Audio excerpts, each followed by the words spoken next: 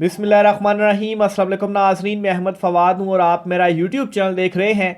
नाज़रीन, बड़ी खबर और ब्रेकिंग न्यूज़ के साथ आज की व्लॉग में आपकी खिदमत में हाजिर हुआ हूँ। चार बड़ी इंपॉर्टेंट डेवलपमेंट्स हैं जिनके हवाले से कुछ अहम तरीन और एक्सक्लूसिव तफसीलात हैं जो आपके साथ मैंने शेयर करनी है। सबसे पहली और बड़ी ब्रेकिंग न्यूज़ तो ये है कि इमरान खान साहब से कप्तान से एक अहम और हंगामी मुलाकात हुई है अडयाला जेल के अंदर। और इस मुलाकात के बाद ताकतवर ऐवान जो हैं वहाँ पर मुकम्मल तौर पर खामोशी और परेशानी का आलम है। तफसीलात क्या हैं, एक्सक्लूसिव तफसीलात आपके साथ शेयर करनी है। और इस तमाम तर सूरत हाल के अंदर अचानक से मोहम्मद बिन सलमान सऊदी वली अहद की जो एंट्री है वो हुई है, एक अहम तरीन राब्ता हुआ है। इस मामले से भी रिलेटेड कुछ अहम तरीन तफसीलात हैं, वो भी आपके साथ मैंने शेयर करनी है। दूसरी साइड पर नाजरीन, साबिक चीफ जस्टिस को अहम तरीन केस में जो कि इमरान खान के अगेंस्ट था, इस केस में बड़ी हजीमत का सामना हुआ है और खौफनाक शिकस्त हुई है। इस मुकदमे के हवाले से भी कुछ तफसीलात हैं, वो भी आपके साथ शेयर करनी है। और आखिर में नाजरीन, कप्तान के खिलाड़ी बैरिस्टर गोहर और असद कैसर ने एक लंबा छक्का लगाया है और कुछ दिनों से जारी एक प्रोपेगेंडा उनके अगेंस्ट किया जा रहा था सुन्नी इत्तेहाद कौंसिल को लेकर, इसको काउंटर किया है। इस पर भी कुछ तफसीलात हैं, वो भी आपके साथ मैंने शेयर करनी है। तो सबसे पहले तो नाज़रीन, जो आगाज़ है वो मैं इस खबर से करता हूँ असद तूर के हवाले से। असद तूर को बिल आखिर जो रिहाई है वो मिल चुकी है। आज उनका मुकदमा हुआ है जी जज हुमायूं दिलावर साहब की अदालत में। छुट्टी के रोज़ जो मुकदमा है वो सुना गया, क्योंकि इस्लामाबाद हाई कोर्ट के ऑर्डर्स थे कि आज जो मुकदमा है इनके अगेंस्ट सुना जाए। ज़मानत की दरख्वास्त उन्होंने जो है वो दायर की हुई थी। और इस पर यह हुआ है जी कि जो FIA प्रोसिक्यूटर थे, आज उन्होंने असद तूर की जो बेल थी इसे अपोज नहीं किया। अब देखें कितना हैरान कुन ये मामला है और कितना अजीब ये मामला है कि वो FIA जो मुसलसल असद तूर का जिस्मानी रिमांड हासिल करने के लिए इस्तदाएं करता रहा और 3 मरतबा उसने जिस्मानी रिमांड लिया भी और चौथी मरतबा भी वो लेना चाहता था, लेकिन अदालत ने इस्तदा मुस्तरद करके असद तूर को अडयाला जेल भेजा। ये वही FIA है जो अचानक से ये आकर कहता है कि असद तूर की जो बेल है वो ग्रांट करने पर उन्हें कोई एतराज़ नहीं, या आप कहें कि उन्होंने अपोज नहीं किया इस मामले के। और फिर जाहिर सी बात है पीछे कोई बात ही नहीं बचती थी, तो जज साहब ने तो ज़मानत देनी ही देनी थी। तो बहरहाल 5,000 के ज़मानती मुचलकों के एवज़ जो ज़मानत है वो असद तूर की हुई है। और उसके बाद जो रिहाई के रोपकार है वो भी जारी हो गए और बिल आखिर असद तूर साहब को अडयाला जेल से रिहा कर दिया गया। तकरीबन कोई 18-20 दिन वो रहे कस्टडी में, कुछ दिन अडयाला जेल में रहे और फिर उसके बाद आज उनकी जो रिहाई है वो हुई है। तो बहरहाल जी एक इंपॉर्टेंट अपडेट्स थी। इसके साथ ही नाजरीन, कुछ दिनों से सुन्नी इत्तेहाद कौंसिल जो है इनके साथ जो पाकिस्तान तहरीक इंसाफ के आज़ाद उम्मीदवारों ने शमूलियत इख्तियार की और इत्तेहाद किया है, और फिर इसी तरीके से अल्लामा नासिर जो हैं इनके साथ इत्तेहाद क्यों नहीं किया गया, इसको लेकर काफ़ी जो चीज़ें हैं वो प्रोपेगेट हो रही हैं। ये बात बिल्कुल ठीक है कि पाकिस्तान तहरीक इंसाफ ने 2 गलतियाँ की हैं। एक तो जो शेरानी ग्रुप के साथ उस वक्त नहीं शमूलियत इख्तियार की और बल्लेबाज वाला मामला आ गया, और एक दूसरा सुन्नी इत्तेहाद कौंसिल के साथ उन्होंने इत्तेहाद कर लिया और मौलाना जो हैं अल्लामा नासिर साहब उनके साथ, उनकी जमात के साथ वहदतुल मुस्लिमीन जो हैं उनके साथ इत्तेहाद नहीं किया। लेकिन यहाँ पर एक बड़ी बारीक लाइन है जिसे मद्देनज़र रखने की ज़रूरत है। ये बात मैं आपको बताता चलूँ कि पाकिस्तान तहरीक इंसाफ का जो इत्तेहाद है सुन्नी इत्तेहाद कौंसिल के साथ, वो पहले भी था, वो अब भी है, और ये बिल्कुल ठीक इत्तेहाद है। लेकिन इसको जो है वो कंफ्यूज इस तरह से किया जा रहा है कि शमूलियत इख्तियार नहीं करनी चाहिए थी, यानी कि उनके साथ इत्तेहाद नहीं होना चाहिए था और बतौर इत्तेहादी उनको अपने साथ नहीं बिठाना चाहिए था। बतौर इत्तेहादी बिल्कुल वो PTI के साथ होने चाहिए थे, लेकिन गलती टेक्निकली ये हुई क्योंकि इत्तेहाद का मकसद, ये शमूलियत का मकसद जो था वो नशिस्तें हासिल करना था। तो वो शमूलियत अगर दूसरी जमात में होती, मजलिस वहदतुल मुस्लिमीन में, तो नशिस्तें PTI को मिल जानी थी। तो इस हद तक जो है वो करार दिया पाकिस्तान तहरीक इंसाफ ने कि ये गलती थी। लेकिन इसको इस तरह से मैनिपुलेट करना कि इत्तेहाद ही नहीं होना चाहिए था, और फिर जो सुन्नी इत्तेहाद कौंसिल के सरबराह उनका भी बयान आया PTI के हवाले से कि वो नहीं आए थे इत्तेहाद करने के लिए, तो चीज़ों को जो है वो काफ़ी ज़्यादा वो कहते हैं ना कि गिजमिज कर देना, उलझा देना। तो असल बात यह है कि इत्तेहाद ठीक है पीटीआई का उनके साथ इत्तेहाद, लेकिन टेक्निकली शमूलियत उनमें नहीं होनी चाहिए थी। और उसकी रीज़न ये थी कि नशिस्तें फिर नहीं मिली, और अगर वो दूसरी जमात के साथ इत्तेहाद कर लेते तो इसका मतलब ये नहीं था कि उन्होंने सुन्नी इत्तेहाद कौंसिल के साथ कोई दुश्मनी ले ली है या इनको रिजेक्ट कर दिया। इनके साथ भी जो उनका इत्तेहाद था वो तब भी रहना ही रहना था। तो ये सारा मामला है जिसको दो तरह से बयान करके इस वक्त प्रोपेगेट करने की कोशिश की जा रही है। अब इसको काउंटर करने की कोशिश की है। पहले तो असद कैसर साहब ने, उन्होंने ये कहा है जी कि बल्ले का निशान हमें वापस मिल जाएगा, और जब वो हमें वापस मिलेगा तो फिर सुन्नी इत्तेहाद को हम पीटीआई में जम कर देंगे, तो फिर वो मामला जो है वो सारा ख़त्म हो जाएगा। तो ये एक इस हवाले से इलेक्शन कमीशन में उन्होंने अप्लाई भी कर दिया और इंट्रा पार्टी इंतखाबात की डिटेल्स भी सबमिट करवा दी हैं। तो ये असद कैसर साहब का कहना था। अब इसी तरीके से बैरिस्टर गौहर जो हैं उन्होंने भी गुफ्तगू की है, और उन्होंने ये कहा है जी कि उस वक्त के हालात के मुताबिक जो शमूलियत इख्तियार की है वो ठीक फ़ैसला था। और बैरिस्टर गौहर साहब इस पॉइंट ऑफ व्यू से ये बात कर रहे हैं क्योंकि बहुत सारे जो बाखबर हलके हैं उनका ये दावा है, उनका ये ख्याल है कि पीटीआई अगर मुस्लिम लीग नून के साथ भी इत्तेहाद कर लेती, पीटीआई अगर मुस्लिम लीग नून के साथ भी इत्तेहाद कर लेती, तब भी उन्हें मखसूस नशिस्तें नहीं दी जानी थी। कुछ ना कुछ जो मसला है वो निकाल लिया जाना था।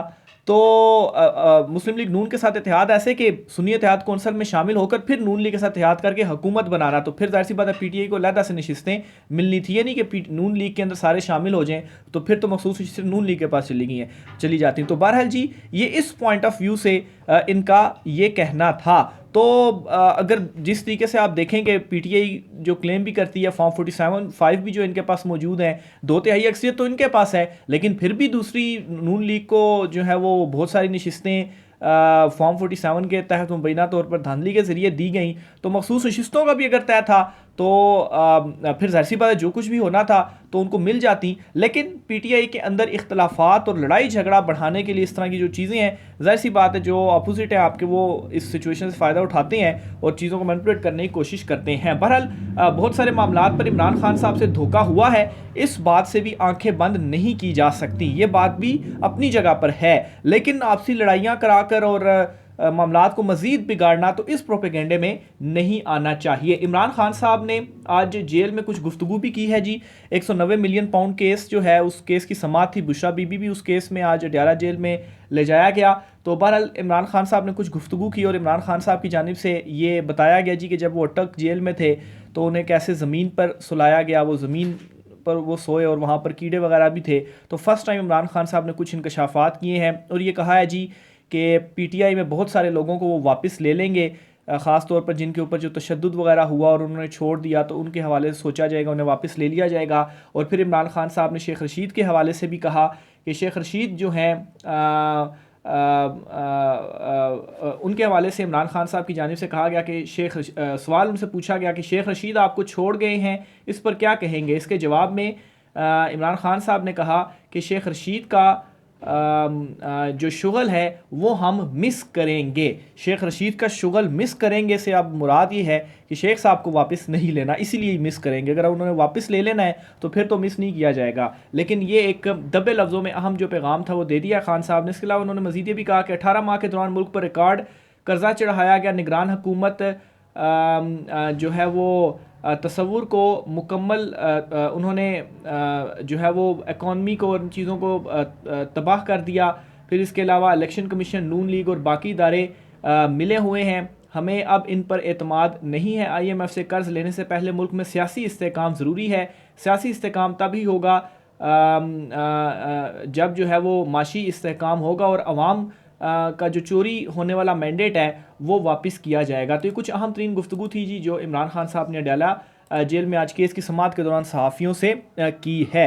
आगे चलते हुए जी आपको बताता चलूँ कि साबिक चीफ जस्टिस हैं इफ्तिखार मोहम्मद चौधरी साहब, इन्होंने इमरान खान साहब के ऊपर एक मुकदमा किया हुआ था और इस मुकदमे में आज इमरान खान साहब को एक बड़ी फतह जो है वो मिली है और तकरीबन 10 साल के बाद ये जो मुकदमा है वो खारिज हुआ है। हित्तक इज़्ज़त का बेसिकली ये मुकदमा दर्ज किया गया था। इस पर जो तफसीलात है जी वो आपके साथ मैं शेयर करता हूँ जी। साबिक चीफ जस्टिस इफ्तिखार मोहम्मद चौधरी का इमरान खान पर 20 अरब रुपए हर्जाने का दावा खारिज। इस्लामाबाद की मकामी अदालत ने 10 साल बाद साबिक चीफ जस्टिस इफ्तिखार चौधरी के हितक इज़्ज़त केस का फैसला सुना दिया। अदालत ने साबिक चीफ जस्टिस इफ्तिखार चौधरी का बानी पीटीआई इमरान खान पर 20 अरब रुपए हर्जाने का दावा खारिज कर दिया।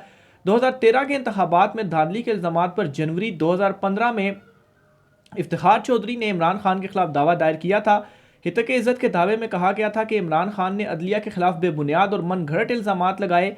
अदालत का कहना है कि इफ्तिखार चौधरी के दावे के मुताबिक 27 जून 2014 के बयान में इमरान खान ने तौहीन आमेज़ अल्फाज इस्तेमाल किए। हितक इज़्ज़त का दावा 6 माह 24 दिन बाद 20 जनवरी 2015 को दायर हुआ, जबकि 2002 के कानून के मुताबिक 6 माह के अंदर दावा दायर करना ज़रूरी है और कानूनी तौर पर तौहीन आमेज़ बयान के 6 माह के दौरान दावा दायर नहीं हुआ। अदालत ने इमरान खान के खिलाफ किया गया हितक इज़्ज़त का दावा खारिज कर दिया। अब नाजरीन ज़रा अदालती सिस्टम को भी आप देखें कि पूरे 10 साल लग गए, 9 या 10 साल अदालत को ये तयन करते कि इफ्तिखार चौधरी साहब ने जो दावा दायर किया था वो 6 माह के अंदर किया जाना चाहिए था, लेकिन ये दावा उन्होंने 6 माह और 20 दिन के बाद दायर किया, तो इस वजह से उनका मुकदमा खारिज किया जाता। तो ये तो बड़ी सिंपल सी कैलकुलेशन थी। इसमें अगर 10 साल लग गए हैं तो फिर आप देख लें कि इस वक्त क्या सिस्टम चल रहा है। वैसे ही तो उन्हीं मिसालें मशहूर के जब जो है वो मामला सुप्रीम कोर्ट ऑफ पाकिस्तान के पास पहुंचता है तो उस दौरान क्या होता है कि कोई जो मुलजिम होता है वो शायद फांसी हो जाती है या वो उम्र कैद हो जाती है और बाद में पता चलता है जी कि कोर्ट ने उसको बेगुनाह करार दे दिया है। तो अब क्या फ़ायदा बेगुनाह करार देने का, वो बंदा तो चला गया। तो ये जी इस वक्त की कुछ सूरत हाल है और ये एक केस था और सिर्फ ये तयन करने में 10 साल लग गए। बहरहाल जी मोहम्मद बिन सलमान जो हैं उन्होंने एक अहम टेलीफोनिक रब्ता किया है और बेसिकली शहबाज शरीफ जो चुनतखब वज़ीर आज़म हैं इनसे मोहम्मद बिन सलमान ने रब्ता किया है और रब्ता करने के बाद जो है वो इनको मुबारकबाद दी है कि आप वज़ीर आज़म बन चुके हैं। तफसीलात आपके साथ शेयर करता हूँ जी कि वज़ीर आज़म शहबाज शरीफ ने सऊदी अरब के वली ओहद और वज़ीर आज़म शहज़ादा मोहम्मद बिन सलमान अल सऊद की जानिब से मुबारकबाद के लिए टेलीफोनिक रब्ता करने पर इनसे इजहार तशक्कुर किया है। वज़ीर आज़म पाकिस्तान ने हफ्ते को समाजी रब्ता वेबसाइट एक्स पर की गई पोस्ट में खादमे में जो है वो ये कहा जी कि शाह सलमान बिन अब्दुल अज़ीज़ की सेहत और तंदुरुस्ती के लिए दुआ की और नेक तमन्नाओं का जो इजहार है वो भी किया। शहबाज शरीफ ने मज़ीद कहा कि मैं वली अहद मोहम्मद बिन सलमान के साथ मिलकर काम करने के लिए पुरुमीद हूँ ताकि पाकिस्तान और सऊदी अरब के वसी और तारीखी बरदराना ताल्लुकात को एक जामे स्ट्रेटेजिक शराकतदारी में तब्दील किया जा सके। तो बहरहाल जी ये एक अहम रब्ता था जो कि हुआ है और बेसिकली शहबाज शरीफ की जानिब से ये जो रब्ता है वो किया गया है। तो ये इसमें भी एक अहम पैगाम है और बहरहाल ये कुछ अहम जो डेवलपमेंट थी एक हुई थी और इसके अलावा जो रूस के सदर हैं प्यूटर उनकी जानिब से भी जो एक मुबारकबाद सी है वो भी दी गई है शहबाज शरीफ को।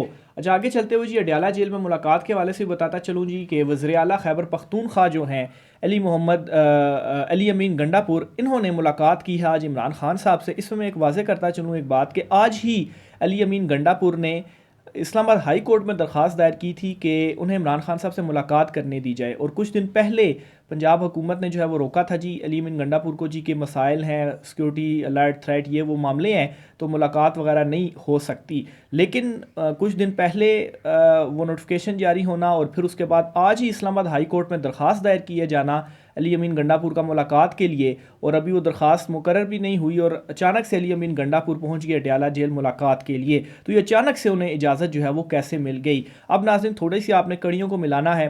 अली अमीन गंडापुर की शहबाज शरीफ से मुलाकात भी हुई और उसके बाद दोनों की मुश्तरका तस्वीर भी सामने आई, प्रेस कॉन्फ्रेंस भी हुई और फिर उसके बाद अली अमीन गंडापुर अब पहुंचे हैं इमरान खान साहब से मुलाकात के लिए भी। तो कुछ इंपॉर्टेंट जो पैगाम रसानियाँ हैं वो हो रही हैं। इमरान खान साहब ने आज ये कहा है ज़राए के मुताबिक अली अमीन गंडापुर को शहबाज शरीफ के साथ तस्वीर जारी नहीं करवानी चाहिए थी। उन्हें पहले जो उनके मुतालबात थे कि KP के जो पैसे हैं वो वापस किए जाएं और जो दीगर उनकी चीज़ें थी पहले वो मुकम्मल हो जानी चाहिए थी तो फिर उसके बाद ये काम करना चाहिए था।